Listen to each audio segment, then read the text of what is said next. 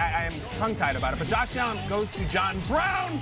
Hey, is John Brown a Pro Bowl receiver this year? He's a #1. This was not called a touchdown. McDermott challenged it and was like, oh, yeah, hell yes, it's a touchdown. And we got choreographed celebrations. We will see this game on Thursday, buddy. Now, Frank Gore, as I so eloquently said going in, is trying to catch Barry Sanders on the all-time list. And, guys, that does it. A 7-yard run up the middle.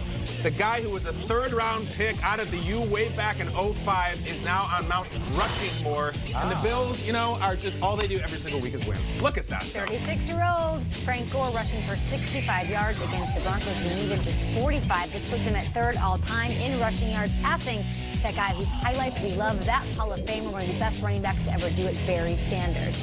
And speaking of all-time great running backs, last Friday on the series premiere of the NFL Network original series NFL 100 All-Time Team, Rich Eisen, Bill Belichick, and Chris Collinsworth revealed the greatest running backs in NFL history, as voted on by a blue ribbon panel. They discussed it. If you missed it, you're crazy. It is so incredible as we continue to celebrate the 100th year of the NFL. And this Friday, we reveal the greatest defensive linemen and linebackers. Do not miss the NFL 100 All-Time Team, presented by the Home Depot, Friday at 8 p.m. Eastern on NFL Network. Back to this big game, though. Excellent highlight, Reed. Excellent talk about John Brown being a Pro Bowler. Did the Bills make a statement with this win? I'm going to say no. No, not yet. Listen, they got a big day on Thursday. The Bills got their tuxedos. They're renting a limo. It is their coming out party. I've said it all year. No one's seen the Buffalo Bills play. I don't think you could see an 8-3 team that has been seen less than this team. No primetime game, no 4 o'clock window. And what do you do on America's holiday on Thursday? You play at the Dallas Cowboys, where 30 million people will be watching. The statement will be made on Thursday. The statement being, we are an 11-win playoff team who's going to knock somebody off. Watch them. You know, the Broncos are an NFL team, right? And the Broncos pay NFL players. The Broncos have guys who go to work every day for a living. The Broncos had 134 yards of offense yesterday. Their quarterback threw for 82 yards. And they've got this guy, Courtland Sutton, who, if you're not watching the Broncos, is having a Pro Bowl season himself. Courtland Sutton's been amazing. This is him the last 4 games. He's been unbelievable. This is a dude that has been putting on highlight tapes. Courtland Sutton last night had 1 catch for 27 yards, and that's because Tre'Davious White locked up on him, and Tre'Davious White showed anyone who watched, Kyle, you're right. Now people are watching this team. They're not. Shut down corner. Tre'Davious White is as good a corner in this league as anyone outside of Stephon Gilmore. He had an absolute eraser game on Courtland Sutton, and it was the entire defense. We had Micah Hyde on the show on Friday. This defensive backfield might be the best in all of football. They're right there with the Patriots, and Trey White could be a superstar in this league. No doubt about it. Speaking of wide receivers, another layer to this game coming up on Thursday. Cole Beasley, right, going back to his former team. And it's not just one of those guys who landed somewhere else and he's not really balling out.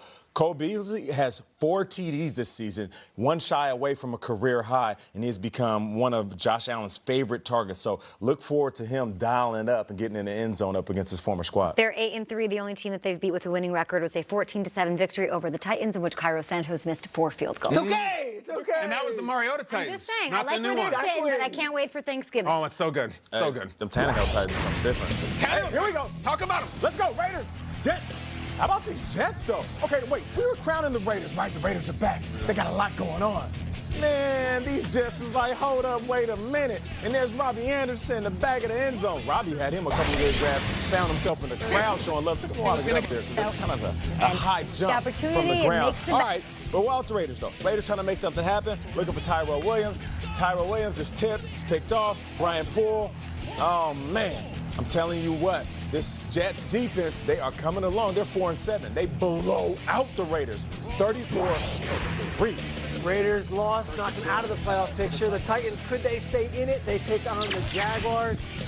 Ryan Tannehill, that is Denmis Kelly. That is an offensive lineman, an 8th-year guy out of Purdue. That is a touchdown.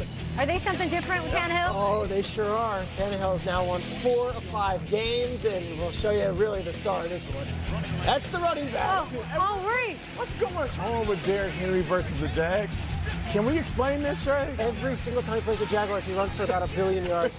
He had 159 yards and 2 touchdowns. That's A.J. Brown and Corey Davis celebrating. That is Tannehill smiling. He smiles. Okay, you mentioned it. They are something different with that guy at quarterback.